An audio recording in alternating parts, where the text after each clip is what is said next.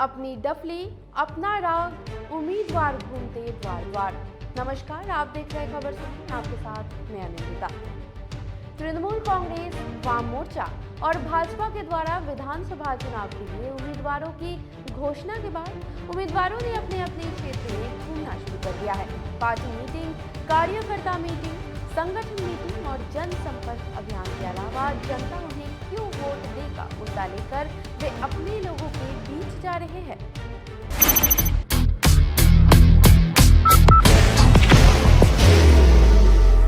There will only be one insignia. उम्मीदवार लोगों का हालचाल पूछते हैं, पार्टी को वोट देने के लिए कहते हैं और फिर मुस्कुराकर आगे बढ़ जाते हैं। तृणमूल कांग्रेस से लेकर भाजपा और वाम मोर्चा के उम्मीदवारों की यही कहानी है। सभी उम्मीदवार जनता से एक मौका मांगते हैं और अपनी पार्टी की उपलब्धियों को गिनाते हैं। सिलीगुड़ी विधानसभा क्षेत्र से तृणमूल कांग्रेस के उम्मीदवार गौतम देव, बीजेपी के उम्मीदवार डॉक्टर शंकर घोष के अलावा अन्य दलों के उम्मीदवार लोगों के द्वार द्वार पहुंच रहे हैं। तेज धूप और कार्यकर्ताओं की टोली लेकर वे वोट मांगने निकल जाते हैं। जनता उन्हें आश्वासन देती है, किसी को मना नहीं करते।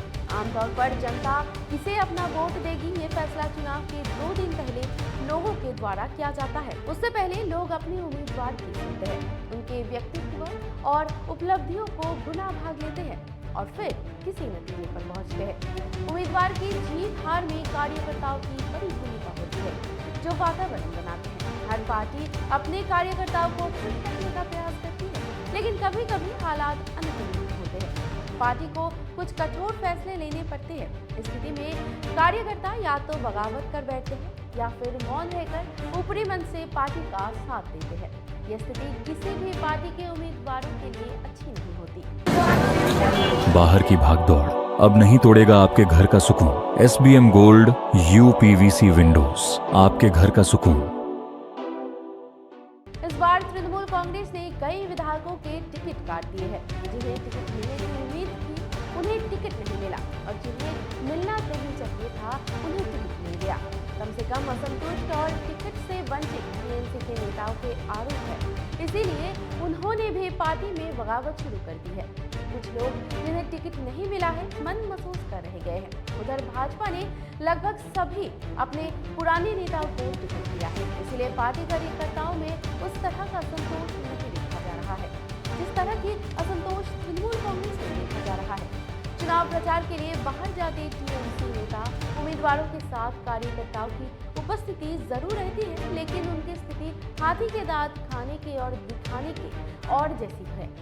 दूसरी तरफ भारतीय जनता पार्टी के उम्मीदवार चुनाव जीतने के लिए अपने संगठन को मजबूत करने पर जोर दे रहे हैं। बूथ स्तर की बैठक चल रही है, कहाँ क्या कमियां हैं उन्हें दूर करने का उपाय किया जा रहा है। सबको एक ही फरमान मिला है कि इस बार बंगाल की सत्ता हासिल करना। भाजपा उम्मीदवारों की कमान संभाल रहे दार्जिलिंग के भाजपा सांसद और भाजपा प्रवक्ता राजू बिष्ट चुनाव प्रचार की अपनी रणनीति के तहत एक समुदाय विशेष का भावनात्मक समर्थन हासिल कर रहे हैं। तृणमूल कांग्रेस पर राज्य में कानून एवं व्यवस्था को ध्वस्त करने का आरोप लगाते हुए राष्ट्रपति द्रौपदी मुर्मू का मुद्दा उठा रहे हैं और आरोप लगा रहे हैं कि राष्ट्रपति को अपमानित करने की TMC की यही संस्कृति है। वे लोगों से पूछते हैं कि क्या ऐसी पार्टी को उम्मीदवारों का समर्थन करेंगे।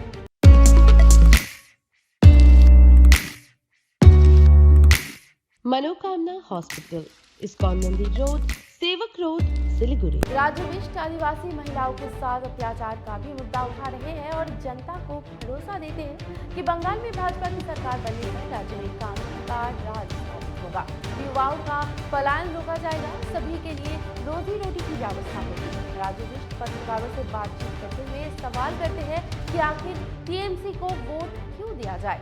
राज्य में भ्रष्टाचार, बेरोजगारी, महिलाओं पर अत्याचार, कानून व्यवस्था ठप, चिकन नेक आदि की परवाह नहीं करने वाले सरकार को आप वोट देंगे, जबकि तृणमूल कांग्रेस के उम्मीदवार राज्य में महिलाओं के सशक्तिकरण, युवाओं के बेरोजगारी भत्ता, विकास कार्य और धार्मिक तथा सामाजिक एकता की बात करके जनता का वोट मांगते हैं। वे पूछते हैं कि क्या हिंदू मुस्लिम करने वाली पार्टी की सरकार चाहिए या फिर राज्य में सभी धर्म एवं वर्गों का सम्मान तथा उनकी रोजी रोटी सुनिश्चित करने के लिए प्रतिबद्ध सरकार चाहिए। तो उन्हें टीएमसी को जिताना होगा। इस तरह से उम्मीदवारों के द्वारा अपना राग अलापा जा रहा है। जनता चुपचाप उन्हें सुन रही है। फैसला तो 23 अप्रैल को होगा। कौन जनता की पसंद की कसौटी पर खड़ा उतरेगा, ये उसी दिन पता चल जाएगा। आपको बता दें कि ये खबर आपके लिए हमारे प्रतिनिधि सुरेंद्र श्रीवास्तव द्वारा लिखा गया है। आप हमारे खबरों को YouTube पर भी देख सकते हैं। बाकी के अपडेट्स के लिए हमारे साथ बने रहिए। देखते रहिए खबर समय। Elevate your career at IIHM Siliguri, organizers of the International Young Chef Olympiad. Earn a degree with placements in France and Mauritius. Now in Kalimpong,